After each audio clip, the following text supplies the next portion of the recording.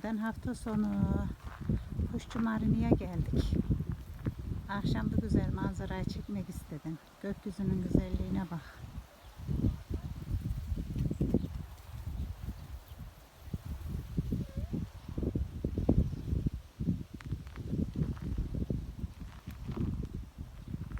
Yine bahçeye geldik.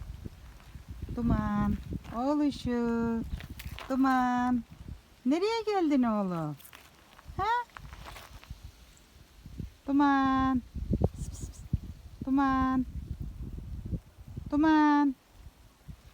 Duman. Duman.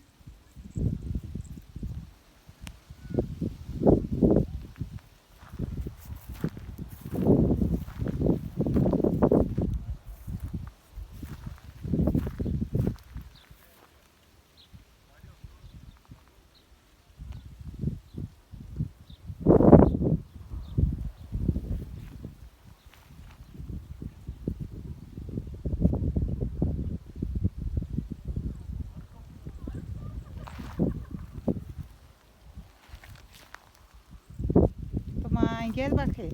Duman.